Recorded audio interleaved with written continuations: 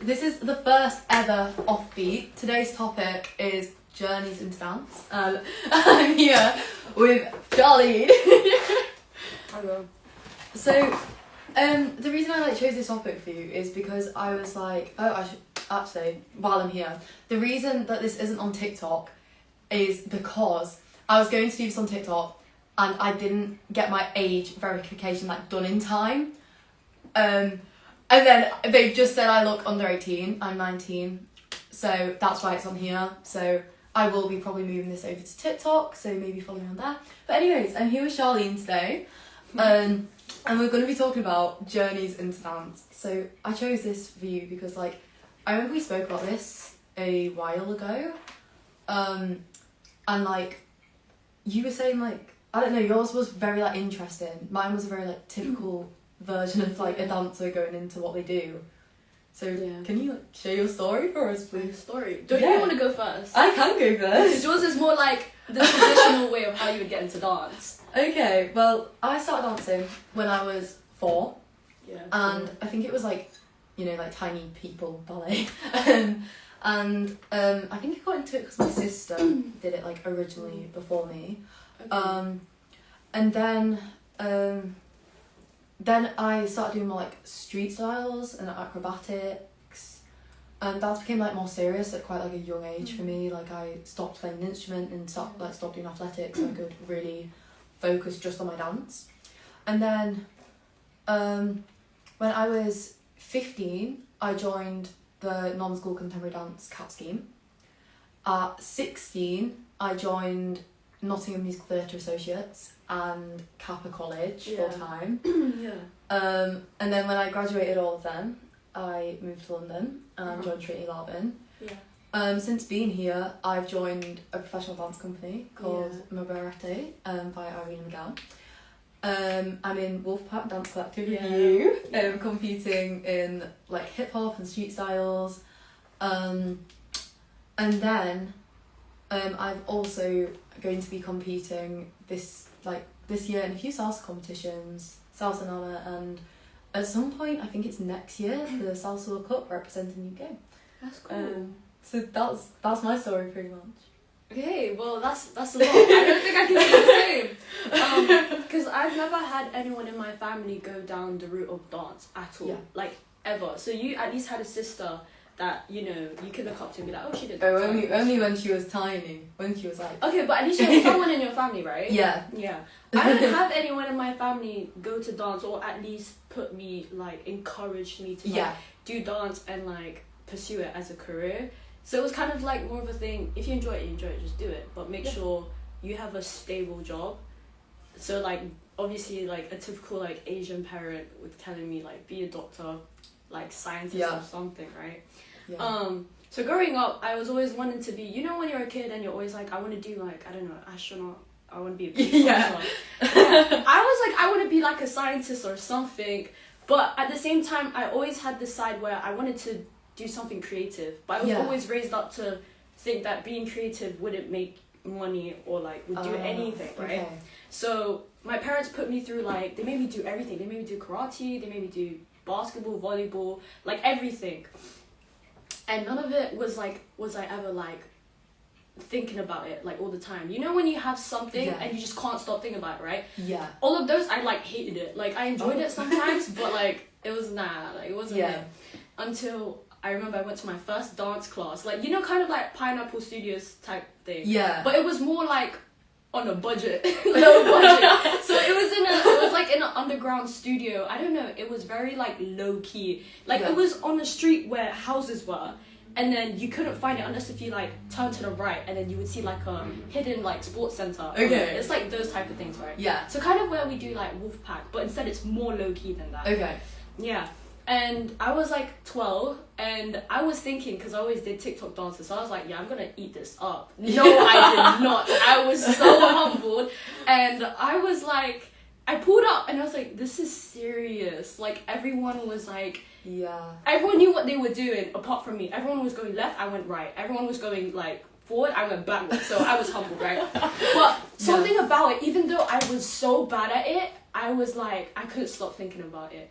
So after school, I would sneak out of my house, right? Yeah. And go to classes. Yeah. Because my parents were like, no, you need to stay home and study. Or like, you need to like do your after school stuff.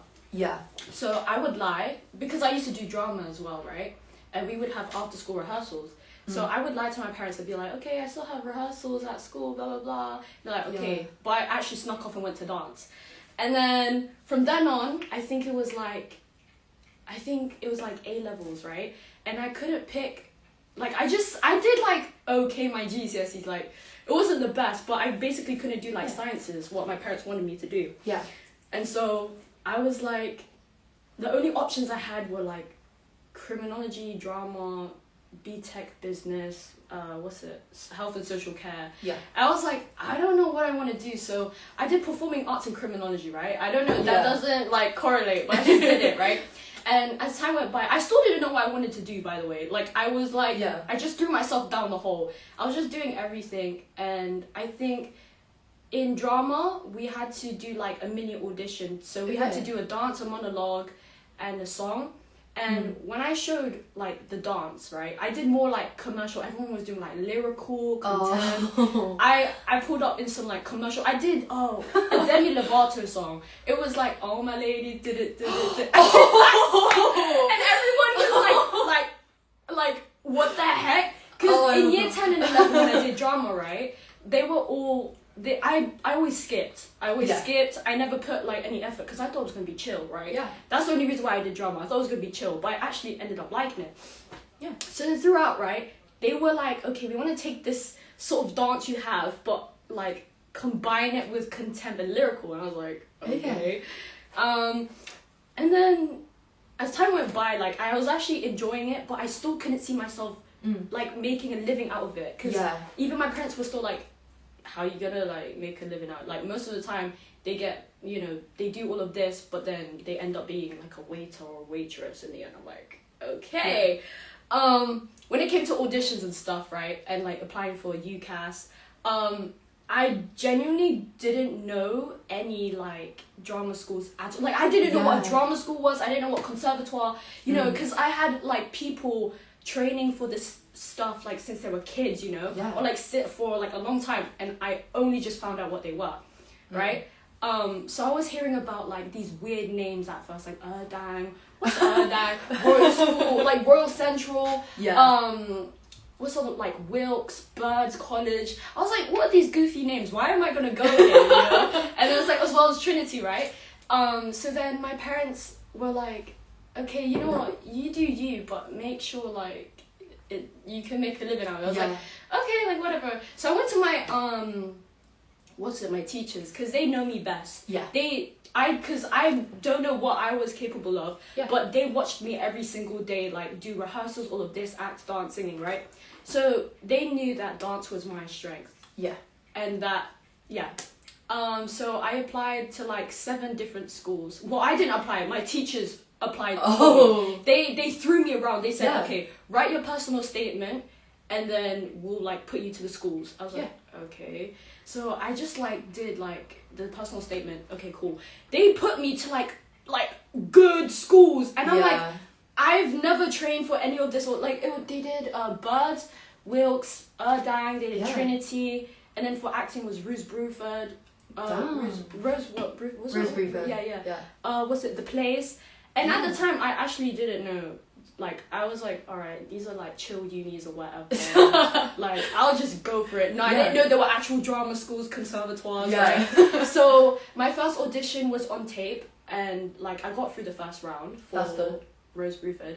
Hey. And then I had Trinity in like, live audition. And my teacher asked me, do you want to do a audition clip for Trinity, or do you want to go in person? I said a clip. Right? And she said, okay, you're gonna go live. I was like, no, like, no, like, that's scary. And then she's just like, trust me, it's better. So I pulled up to audition, and I was like, I don't know, like, what do I do? And I came late as well, because I couldn't find the place, like, it was hidden. Because I didn't know Trinity was, like behind all those buildings. Yeah. So when I got there, right, I was just stood there, and I just kind of like looked around like an idiot. Everyone was dressed up in like ballet wear or like very prestige, like everyone knew what they were doing. I just whipped up in a big t-shirt and joggers and big hoops, like I always do. And we went to the stage, like I was going through it and I was kind of just copying what the teachers were doing. And it wasn't too bad, you know. We did release, we did a creative task, and then we had a hip hop thing. And I actually had math teach. Hey. Yeah. So then after like all of that, the interview came. And I thought interview would be the scariest. No, it was the most fun part of the audition. I started just yapping and yapping and yapping. Like, I was just yapping everything. And then, somehow, like, 2 weeks later, I get the email. I'm like, I got through.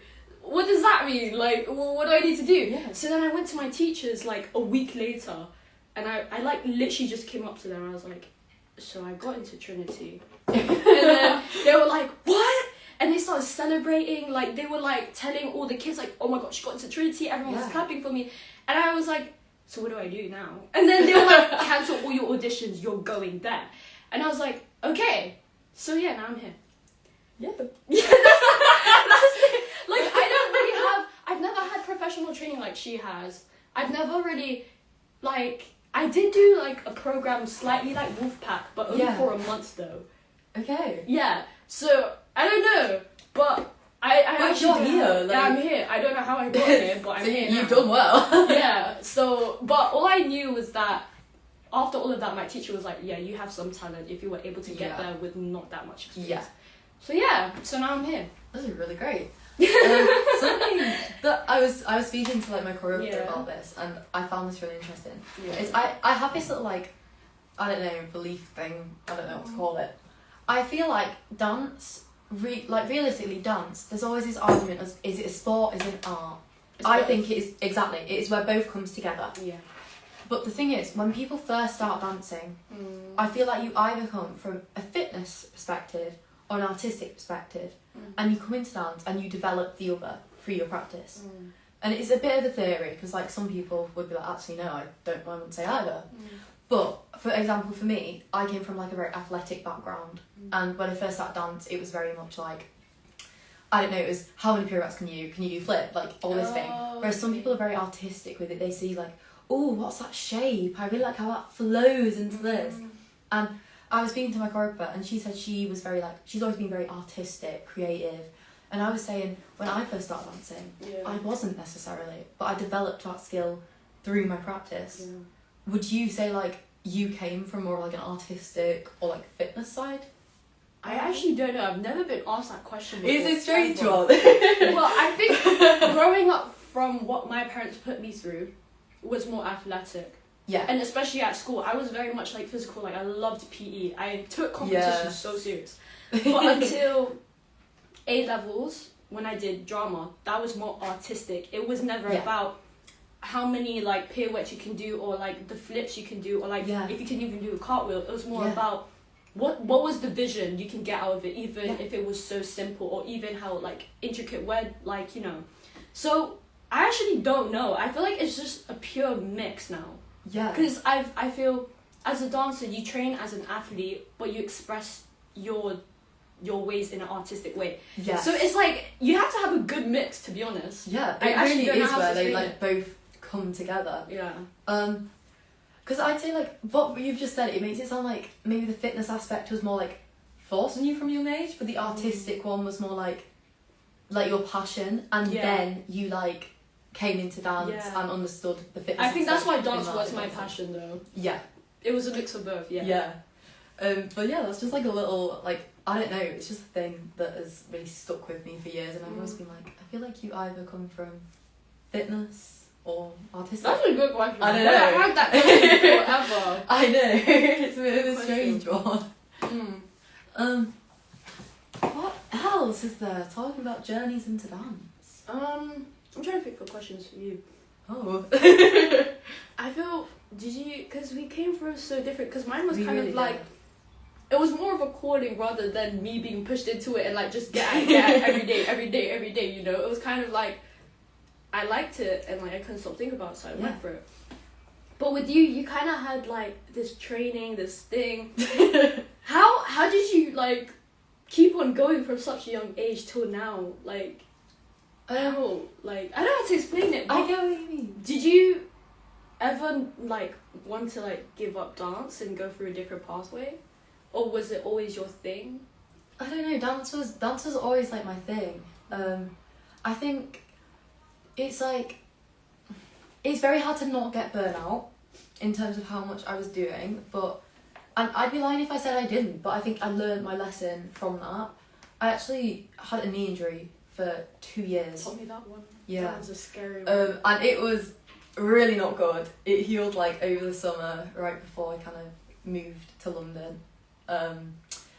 So like it's not all glamorous, but yeah, I feel like dance for me has always been a way of like expressing myself. And as I say, I've always been like very athletic. Yeah. So I think for me it started off with like using sport as a place to put my emotions. But the difference with dance is, since it is also like artistic, is then I was like, what if I even expressed my emotions through like my sport, so dance. Yeah. But yeah, I think there was also the thing of I wasn't sure if I was going like down a musical theatre route or a contemporary dance route for a while. But I feel like dance has always been like, I don't know, my calling, and for me, like as mentally, like mental health wise, it's probably not the best way to think of it. I always feel like it is partially my purpose. And I don't know, I just feel like contemporary in particular, but all styles of dance, just dance in general, it is really just, it's my calling, it's what I do. I don't know. It's a hard question to answer. Yeah.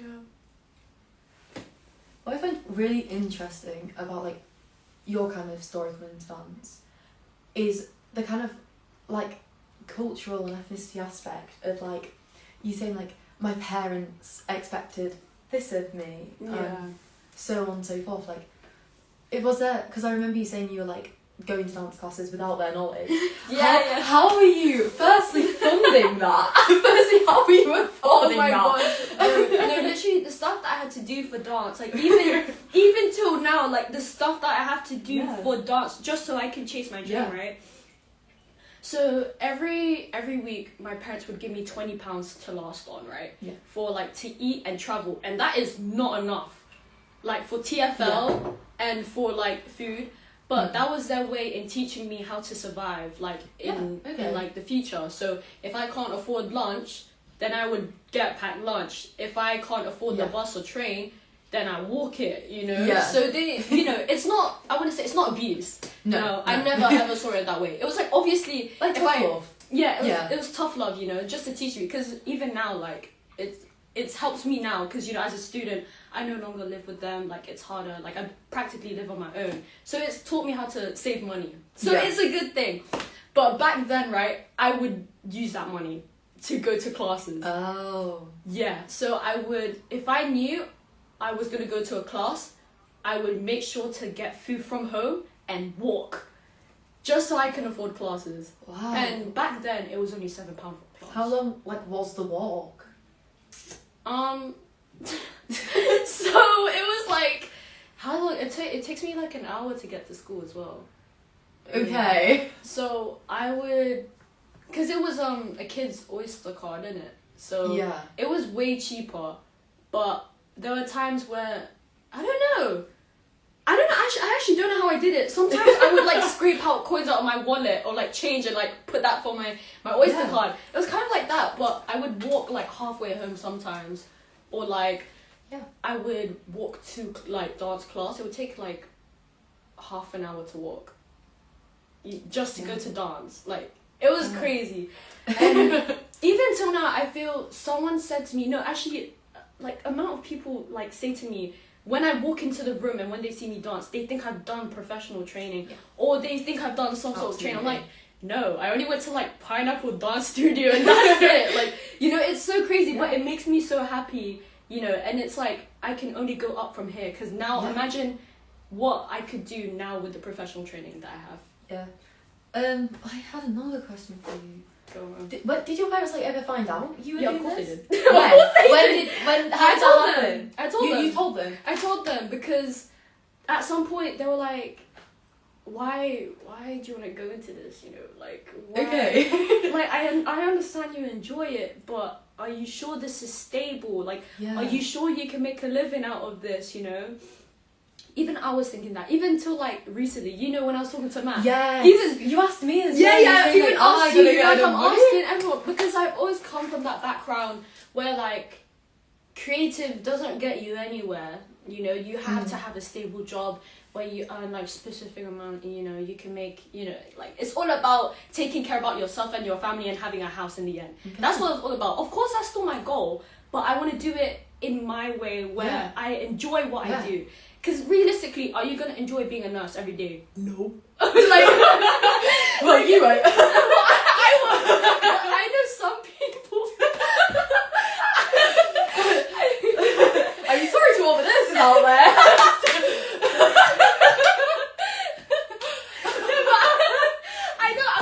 I know some of my fellow, like, Filipinos would love being a nurse. But, like, from some of the experiences that I've had from my, like, friends and, like, family members, I do not want to be a nurse. That is not for me. Or, like, sitting in an office and, like, typing away. I could not do that at all. I can't sit still for long enough to do that. Yeah, some people can do that, and that's okay. If that's your way of going, like, to, you know, make your money, you know, go that path. But that was not for me. Absolutely not. I could not. I really couldn't. Like, even when I was at work with my mom, even if I'm just cleaning, because even till now I clean, right? But when I used to help my mom at work, it was boring. Like, I actually could not, like, clean. Like, yes, I can clean, but is that how I want to live my day? Like, every day I'm cleaning for money, or would I want to dance for money? Would I want to, you know, like, help? I wanted to have, like, some type of, like, connection as well, you know, teaching or, like, choreographing. Like, it's so cool. So, yeah, man. So, you obviously, like, if I'm right, you trained more in, like, street styles. Right? Yeah. I forgot about the styles. So, how did you, like, end up coming into contemporary dance? Was it literally you auditioned for, like, Laban, got in, and that was your introduction? Or Yes. Literally, Oh! I actually had this conversation with someone else the other day.